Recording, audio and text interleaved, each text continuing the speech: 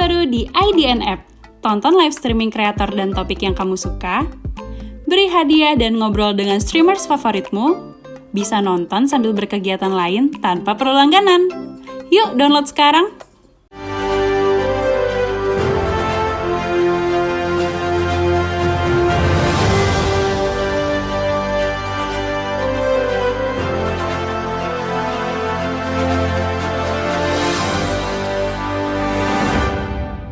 Halo Sobat Milenial, kalian sedang menyaksikan program Top News by IDN Times bersama saya Larsati Putri.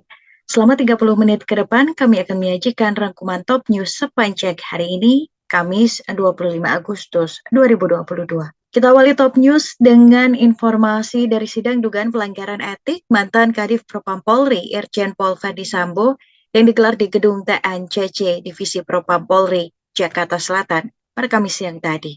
Sambo terlihat berseragam dinas Polri tanpa menggunakan embel-embel apapun. Dia duduk di hadapan Komisi Kode Etik Polri yang akan menentukan nasibnya hari ini. Penentuan nasib Sambo ini akan diumumkan langsung oleh Ketua Komisi Kode Etik Polri, Kaba Intelkam Komjen Ahmad Doviri. Percepatan keputusan ini sesuai dengan arahan Kapolri Jenderal Polisi Listio Sigit Prabowo yang meminta agar proses sidang etik dan pidana terkait pembunuhan berencana Brigadir J yang dapat dilakukan secara paralel. Sidang etik ini pun hadir 3 tersangka lainnya sebagai saksi, yaitu Baradae, Bribka Riki Rizal alias RR, dan Kuat Ma'aruf. Selain itu ada juga 5 saksi yang diduga melanggar etik dalam penanganan kasus ini. Berikut kita simak pernyataan dari Kabak Penum Div Humas Polri, Kombes Nurul Azizah, di lokasi persidangan pada Kamis siang tadi. Saya mau update untuk saksi-saksi yang dihadirkan pada hari ini. Tadi sudah disampaikan 5 orang saksi yang dari Patsus Brimob, 1 HK, 2 BA, 3 AN, 4 S, 5 BH hadir bersamaan dengan Bapak FS, ya. Terus kemudian saksi dari Patsus Provos, 1 RS, 2 AR, 3 ACN, 4 CP, 5 RS, ya. Kemudian saksi dari Patsus Bareskrim, 1 RR, 2 KM, 3 RE hadir melalui Zoom, ya. Kemudian ada 2 saksi dari luar Patsus, 1 HN, 2 MB. Demikian teman-teman update untuk siang ini. Terima kasih. Ya. Bu, penegasan di total, Bu? Ya. Totalnya berapa, Bu? Totalnya ada 15. Ya.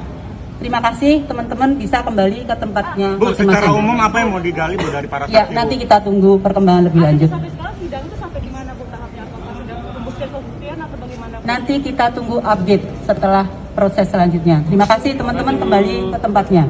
Sementara itu, Komisi Kode Etik Polri langsung memutuskan sanksi terhadap Verdi Sambo yang digelar pada siang tadi. Sidang etik ini pun dilakukan untuk proses pemecatan secara tidak dengan hormat terhadap tersangka pembunuhan berencana Brigadir J, Irjen Pol Verdi Sambo. Berikut kita simak pernyataan lengkap Kadif Humas Polri, Irjen Pol Dedi Prasetyo. Sidang komisi ada Pak Irbasum, kemudian ada Pak Kadif Propam, kemudian ada Gubernur STIK dan Irjen Pol Rudolf. Itu sebagai anggota sidang komisi. Adapun nanti juga dihadirkan beberapa saksi ya untuk mendalami peran dari Irjen FS terkait peristiwa pidana yang ada di Duren 3. Saksi-saksi tersebut yang nanti akan dihadirkan antara lain ada Brigjen H, kemudian Brigjen B, kemudian ada Kombes B, kemudian Kombes A, dan satu lagi Kombes S. Ya, itu nanti akan dihadirkan sebagai saksi, ya, sekaligus didalami oleh sidang Komisi Kode Etik tentang apa yang menjadi konstruksi hukum pelanggaran kode etik dan profesi yang dilakukan oleh Irjen FS. Jadi nanti rekan-rekan, kita nanti akan memberikan kesempatan kepada teman-teman media untuk meliput pembukaan sidang.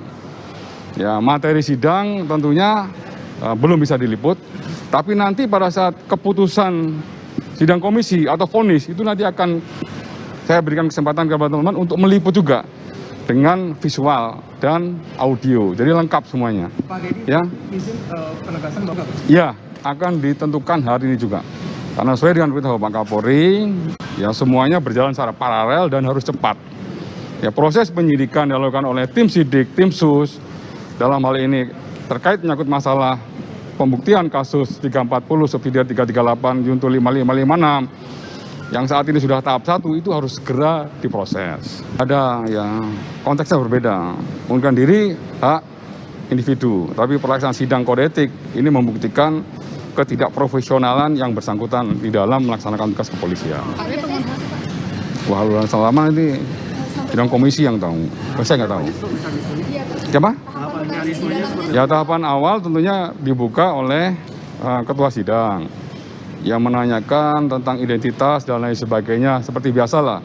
Ya, syarat material, syarat formilnya terpenuhi. Habis syarat formilnya terpenuhi, baru nanti pendalaman secara sisi materialnya tentang perbuatan dan lain sebagainya. Baru nanti disimpulkan oleh sidang komisi untuk diputuskan apa keputusan yang akan diambil gitu. Ya, ini dari Pak Kauro Propos. Ya, sebelum sidang SOP-nya semuanya dicek kesehatan dulu. Ya, informasi dari Pak Kauro Propos, mekanisme itu sudah dilalui dan semuanya dalam kondisi sehat. Ya, untuk bisa menjalani proses persidangan hari ini.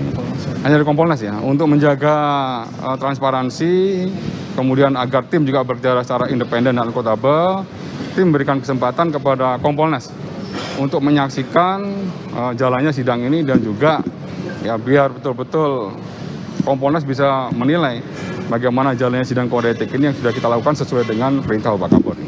Masih dari pelaksanaan sidang etik Irjen Polisi Verdi Sambo, terlihat pasukan Brimob berseragam loreng dengan senjata lengkap mengamankan di gedung TANCC Divisi Propam Polri pada Kamis pagi tadi. Belasan personel Brimob itu berjaga di pintu masuk gedung dengan menenteng senjata laras panjang. Pada pukul 7.30 waktu Indonesia Barat, aparat sempat tidak memperkenankan awak media untuk berada di lokasi. Mereka beralasan belum mendapatkan perintah untuk mengizinkan wartawan untuk masuk ke area tersebut, khususnya dekat arah gedung Transnational Crime Center Mabes Polri. Setelah berkoordinasi dengan Kadif Humas Polri, Irjen Pol Dedi Prasetyo, petugas baru mempersilahkan awak media masuk ke area Mabes Polri. Para jurnalis pun mendapat pendampingan petugas Provos dan Humas Polri.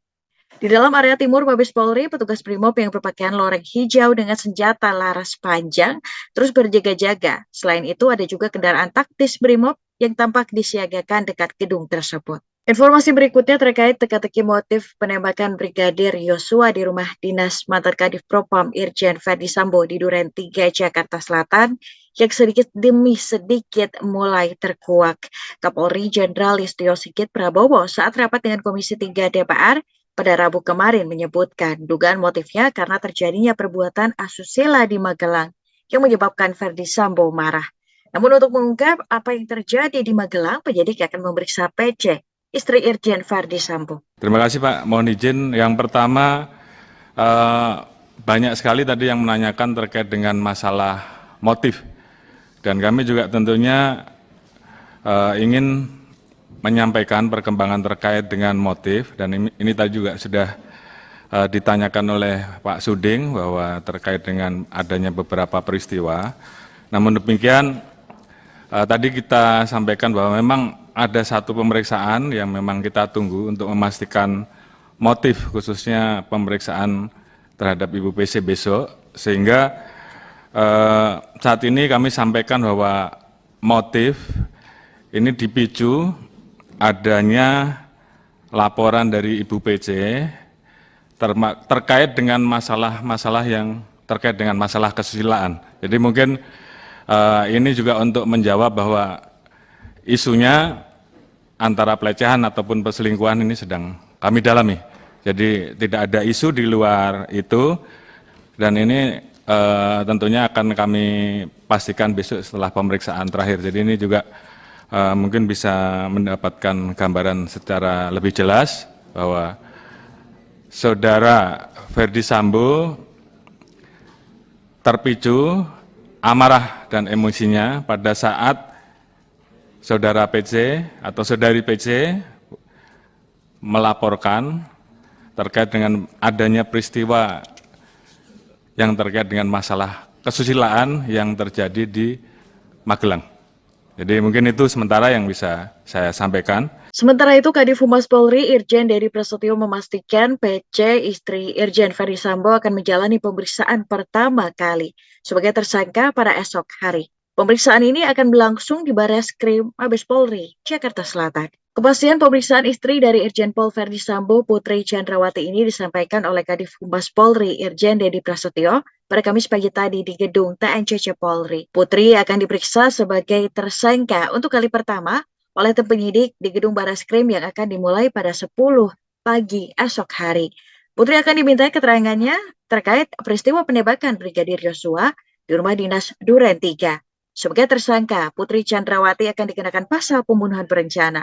Menurut Kadif Humas Polri, tim penyidik akan memeriksa PC secara cepat agar berkas perkaranya bisa segera dilimpahkan ke Kejaksaan Agung. Masih terkait Irjen Pol Ferdi Sambo, beredarnya diagram konsorsium 303 judi online yang saat ini ramai dibicarakan publik akan segera didalami oleh tim penyidik.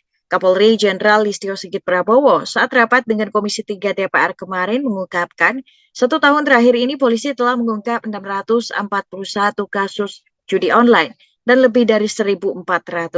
Kapolri juga menegaskan akan menindak anggotanya jika terbukti melindungi praktek judi. Berikut kita simak pernyataan Kapolri Jenderal Listio Sigit Prabowo. Yang kedua, Pak, terkait dengan beberapa pertanyaan, khususnya terkait dengan masalah cacat, Pak, yang tadi kemudian memunculkan bahwa apakah betul Kaisar Sambo dan gengnya terkait dengan masalah konsorsium, demikian juga dengan cat yang lain. Jadi saat ini kami sedang melakukan pendalaman, Pak. Jadi Propam saya minta untuk melakukan pendalaman. Namun di sisi lain, saya tegaskan bahwa terkait dengan masalah judi, ini sebenarnya pengungkapannya 1 tahun ini, dari Januari sampai Agustus itu kita telah mengungkap kurang lebih 641 judi online dan 1.408 perkara judi konvensional. Jadi ada kurang lebih 3.296 tersangka. Sementara untuk bulan Agustus ini 286 perkara judi online dan 453 perkara judi konvensional dengan tersangka 1.298 tersangka. Namun karena memang kemudian ini menjadi perhatian nasional, saya sudah perintahkan kepada seluruh pimpinan wilayah, Kapolres, Kapolda, Direktur, bahkan pejabat Mabes, saya minta tidak ada lagi yang namanya judi, apakah itu judi online, apakah itu judi darat, yang masih nanti kemudian ada kegiatan. Jadi kalau itu nanti saya dapati, pejabatnya pasti saya copot. Dan itu merupakan komitmen saya bahwa di zaman saya, judi tidak ada. Dan kemudian kami saat ini sedang melakukan kerjasama dengan PPATK untuk melaksanakan tracing. Dan kalau memang nanti ternyata pelakunya kabur, kita telah mengeluarkan red notice terhadap beberapa orang dan juga akan kita keluarkan cekal. Dan kita akan terapkan TPPU. Jadi itu sebagai komitmen kami bahwa terkait dengan masalah perjudian, kami tidak ada toleransi. Sobat Milenial, jangan kemana-mana, Top News akan kembali dengan informasi kehadiran saksi 3 pria bertopeng di persidangan kerangkeng manusia.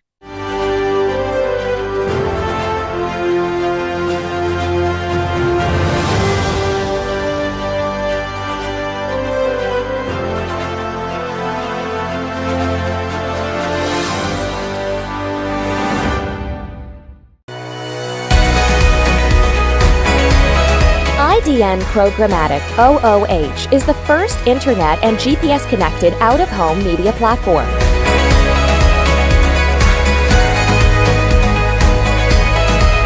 Creating public-private partnership with the city we operate in. We utilize taxis and ride-sharing vehicles for distribution and scale. Our proprietary technology provides granular audience targeting from hyperlocal location, time, weather, to dynamic content.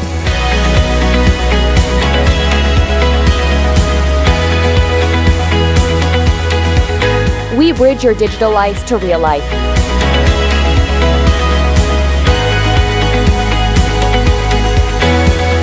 Our innovation revolves around engagement and impact with emphasis on action. IDN Programmatic OOH. Smart screens for smarter cities. Yang baru di IDN App, tonton live streaming kreator dan topik yang kamu suka, beri hadiah dan ngobrol dengan streamers favoritmu, bisa nonton sambil berkegiatan lain tanpa perlu langganan. Yuk download sekarang!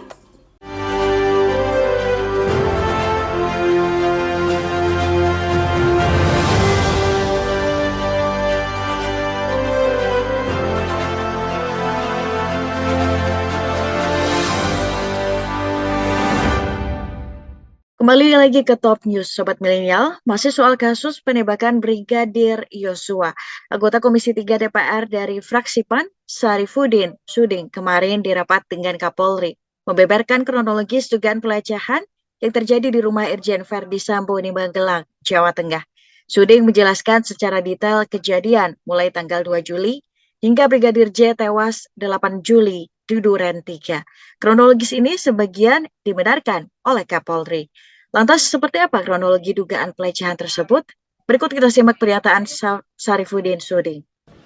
Tadi sudah banyak disampaikan oleh kawan-kawan ya terkait masalah tema utama kita pada siang hari ini. Saya tidak akan masuk lagi bagaimana tentang penguatan di institusi kepolisian, sistem dan sebagainya. Tapi ada satu hal yang saya coba urai ya, karena ini tidak dijelaskan Pak Kapolri dalam paparannya terkait masalah motif. Suatu peristiwa pidana tentunya tidak terlepas dari motif. Ada hubungan kausalitas, sebab dan akibat, kan begitu. Setiap suatu peristiwa pidana pasti ada hubungan sebab dan akibat. Tadi dalam halaman 23, motif Saudara Verdi Sambo merencanakan dan memerintahkan Saudara Richard melakukan penembakan akan diungkapkan di persidangan. Saya akan mengkonfirmasi Pak Kapolri benar atau tidak tentang motif ini. Ya, dari berbagai sumber dan saya mencoba memformulasikan tentang motif ini dan mudah-mudahan Pak Kapolri memberikan jawaban benar atau tidak tentang apa yang saya sampaikan. Kejadian di Magelang, tadi sempat disinggung, tanggal 2 mereka berangkat ke Magelang, rombongan pertama, itu ada Putri, ada Brigadir J, ada Ricky, Richard, dan Kuat, termasuk asisten rumah tangga, namanya Susi. Ya kan? Itu tanggal 2. Tujuan mereka adalah untuk melihat anaknya yang sementara sekolah di Magelang. Dan mereka tinggal di salah satu rumah di Magelang, rumah kecil, lantai 2, dan segala aktivitas dalam rumah itu bisa dilihat. Sangat mudah untuk dilihat. Lalu kemudian tanggal 4 ada kejadian. Ada kejadian di mana Brigadir J ya, atau pada siang hari si Putri tidur di sofa di ruang tamu, lalu kemudian datang Brigadir J ingin membopong, katakanlah seperti itu, mengangkat Putri untuk masuk dalam kamar. Melihat kejadian itu si Kuat membentak si Brigadir J agar tidak melakukan itu dan menyentuh ibu. Lalu kemudian mengurungkan niatnya. Tanggal 6 Verdi Sambo menyusul dan ingin merayakan hari pernikahannya pada malam hari. Bergabunglah mereka di sana, di Magelang. Besok paginya Perdi Sambo pulang ke Jakarta, balik tanggal 7 pagi. Lalu kemudian ada kejadian pada sore hari. Jam 17.30 menjelang maghrib, ini sebenarnya pemicu. Saat itu Brigadir J masuk dalam kamar, Putri di lantai 2, dan keluar dari kamar dilihat oleh Kuat. Mengendap-endap, lalu kemudian ditegur. Kenapa masuk ke kamar ibu? Kemudian lari. Mendengar ada tangisan di dalam kamar oleh Putri, didengar oleh Kuat, didengar oleh Susi. Lalu kemudian ingin mengkonfirmasi apa yang sedang terjadi, apa yang sedang dialami oleh Putri. Lalu kemudian Kuat menyarankan ke ibu agar kejadian ini dilaporkan ke Perdi Sambo. Malam harinya jam 11 malam Putri melaporkan apa yang dialami ya, pada sore hari itu ke Sambo lewat telepon. Karena pada jam 7.30 ya menjelang maghrib melihat ibu dalam kapal, Kuat melihat ibu dalam posisi nangis, pakaian acak-acakan dan sebagainya sambil menangis. Tolong saya disampaikan benar apa tidak tentang informasi ini, tentang motif ini. Jam 11 malam Putri menelpon ke Perdi Sambo dan sambil menangis menyampaikan bahwa saya diperlakukan seperti ini oleh si Brigadir J. Ditanya lebih lanjut, di Jakarta nanti saya jelaskan.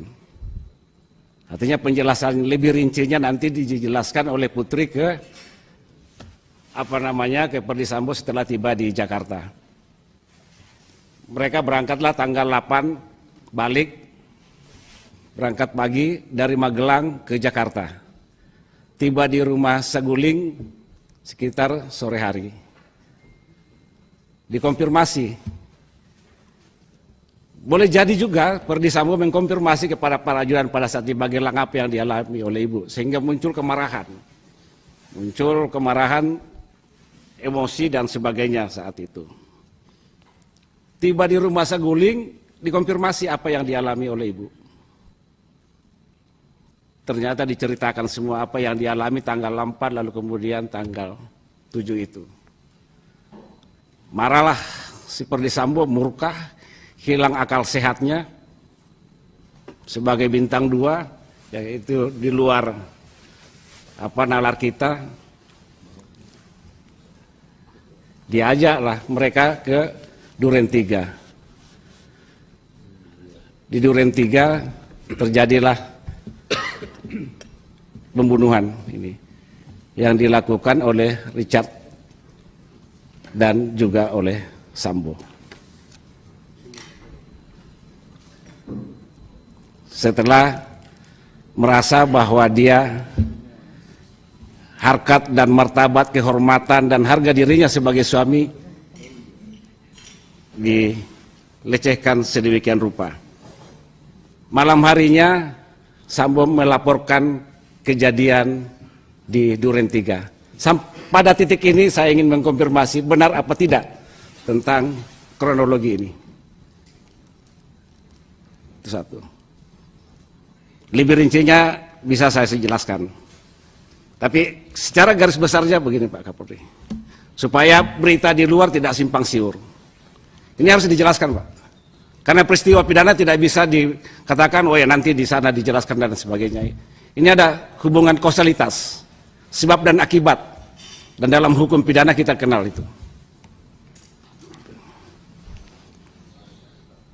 Bisa Pak? Bisa. Saya langsung konfirmasi. Benar apa tidak tentang kronologi ini? Jadi kalau bertanya pada mitra, lewat sini dulu Pak. Oke, lewat pimpinan. Ya. Jadi, diizinkan. Jadi begini Pak, ini Bapak endapkan dulu, tidak usah langsung karena ini bukan pansus. Jadi Enggak, pimpinan, ini akan ada pertanyaan lanjutan. pertanyaannya apa tadi Pak? Oh enggak, setelah dijawab. Bagaimana Pak Kapolri? Mau dijawab enggak? Silakan Pak. Interupsi pimpinan. Interupsi pimpinan. Jangan interupsi dulu. Jangan diinterupsi. Jangan diinterupsi ini dulu. ruang Silakan saya. Pak Kapolri. ruang saya. Silakan Pak Kapolri. Baik, terima kasih. Mungkin saya akan jawab terkait beberapa penyampaian yang disampaikan oleh Pak Suding. Dari yang disampaikan beliau ada banyak hal yang memang sesuai Pak. Namun, mohon izin, terkait motif ini, kami sementara sudah mendapatkan keterangan dari saudara FS. Namun kami juga ingin memastikan sekali lagi untuk memeriksa Ibu PC. Oke. Sehingga nanti yang kami dapat, apalagi pada saat posisi beliau sebagai tersangka, apakah berubah atau tidak. Oke. Dengan demikian kami bisa mendapatkan satu kebulatan terkait dengan masalah motif. Terima kasih. Baik. Jadi pada intinya Jadi cukup kronologi mengandung kebenaran, tapi untuk lebih diperdalam setelah diperiksa Ibu PC. Baik. Kasih Pak Kapolri. Karena ini perlu penjelasan Pak, supaya ini berita di luar tidak simpang siur, ada LGBT lah, ada inilah, masyarakat kita sangat mudah mengkonsumsi berita-berita hoax gitu loh. Seperti ada temuan uang 900M di rumah Ferdi Sambo, apa betul itu terjadi? Apa benar ada penemuan seperti itu? Apa benar polisi melakukan penyitaan? Apa benar ada angka seperti itu? Mohon dijawab Pak Kapolri. Interupsi pimpinan. Pak. Interupsi pimpinan. Sebentar, Pak Ketua. Interupsi pimpinan. Sebentar Pak. Enggak. Sebentar. Pimpinan. Ada tata tertib dalam MD3. Ketika seorang anggota menanyakan terhadap sesuatu mitra, itu tidak bisa diinterupsi oleh anggota. Kita beralih ke kasus kerangkeng manusia. Sidang kasus lanjutan kekerasan manusia yang terjadi di rumah dinas mantan Bupati Langkat nonaktif terbit rencana Peranginangin kini memasuki sidang ke-7. Sidang ini pun menghadirkan 3 pria bertopeng sebagai saksi. 3 pria bertopeng dan mengenakan lobe dihadirkan oleh LPSK dalam sidang kekerasan yang terjadi di kerangkeng Bupati Langkat nonaktif terbit rencana Peranginangin. Sidang ke-7 berlangsung pada hari Rabu kemarin, digelar di Pengadilan Negeri Stabat, Sumatera Utara dengan menghadirkan pemeriksaan saksi-saksi, yakni diantaranya Heru Pratama, Trinanda Ginting, dan Suherman. Sidang dimulai pada pukul 11 siang dengan meminta keterangan dari ketiga saksi yang merupakan mantan penghuni kerangkeng karena kecanduan narkotika jenis sabu. Salah satu saksi yakni Heru mengaku saat di persidangan pernah melihat salah satu penghuni kerangkeng yang mendapatkan penganiayaan.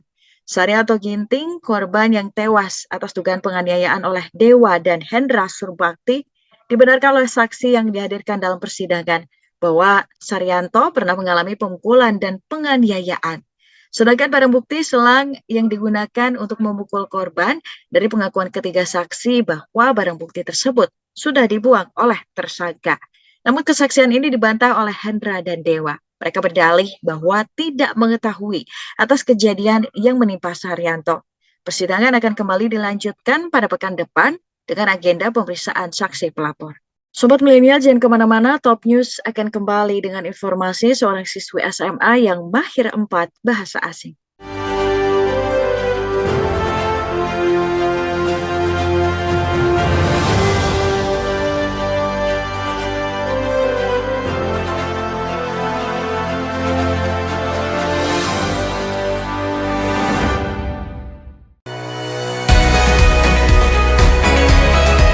IDN Programmatic OOH is the first internet and GPS-connected out-of-home media platform.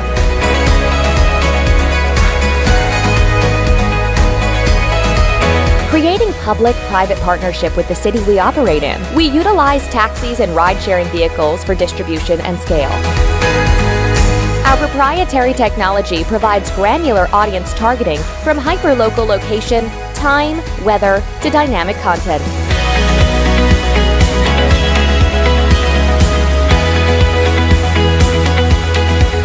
We bridge your digital life to real life.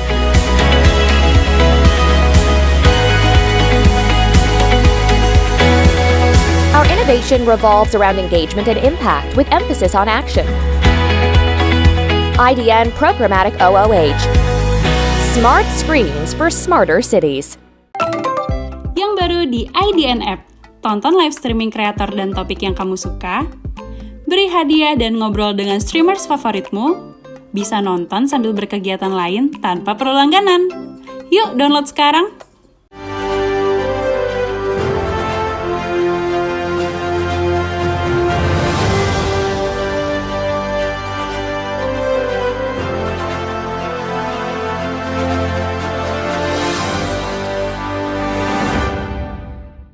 Kembali lagi bersama saya di Top News Sobat Milenial. Siswi SMA Negeri 1 Sape, Bima, Nusa Tenggara Barat, Anggun Fitriani mendadak viral di media sosial usai videonya yang memperlihatkan kemahirannya dalam berbahasa asing.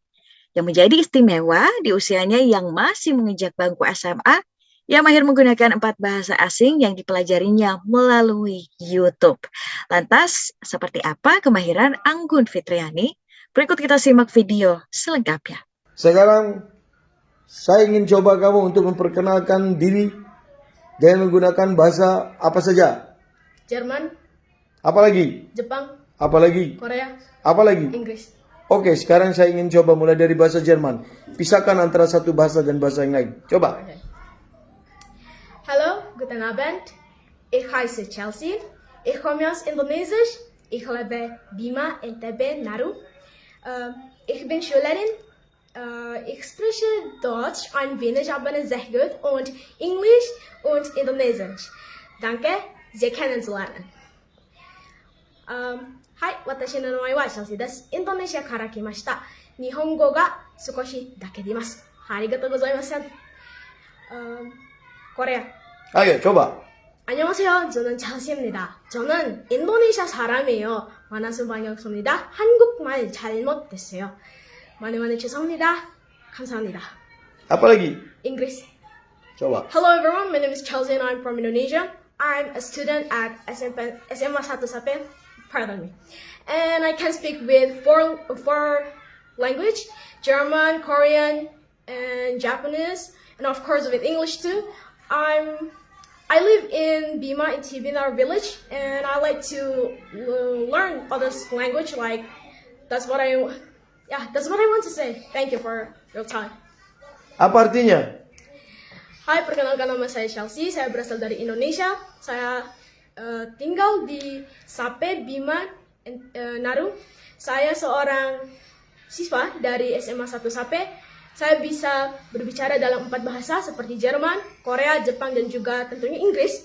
Dan saya Ibu Riana Joko Widodo dan Ibu Wuri Ma'ruf Amin menghadiri penyelenggaraan penguatan karakter PAUD yang diinisiasi oleh Oase Kim di PAUD SKB, Kabupaten Tangerang pada Rabu kemarin. Tiba pada Rabu pagi, Ibu Iriana Jokowi dan Ibu Wuri disambut tarian selamat datang dari anak-anak PAUD.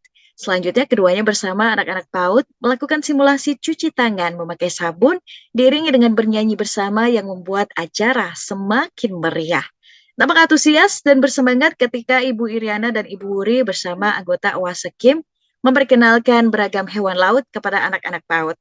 Tak hanya memperkenalkan berbagai jenis hewan, keduanya juga mengajak anak-anak untuk bernyanyi ke atas panggung. Sedangkan Ketua Bidang 1 Oase Kim, Franka Makarim, berharap kegiatan ini mampu menjadi momentum pemulihan yang baik pasca pandemi dan membuat semangat para guru, orang tua, serta anak-anak. Sebelumnya Ibu Irana dan Ibu Wuri beserta anggota Oase Kim meninjau pelaksanaan pemeriksaan tes IVA bagi 100 pegawai wanita PT KMK Global Sports guna pendeteksian dini penyakit kanker serviks. Informasi tadi menutup perjumpaan kita hari ini, Sobat Milenial. Terima kasih sudah menyaksikan Top News. Ikuti terus perkembangan berita-berita terbaru hanya di IDN Times. Dan saksikan terus Top News by IDN Times setiap Senin hingga Jumat pukul 18.30 waktu Indonesia Barat. Dan jangan lupa untuk download IDN App. Saya Larsati Putri bersama tim yang bertugas mengucapkan terima kasih. Terus patuhi protokol kesehatan dan sampai jumpa.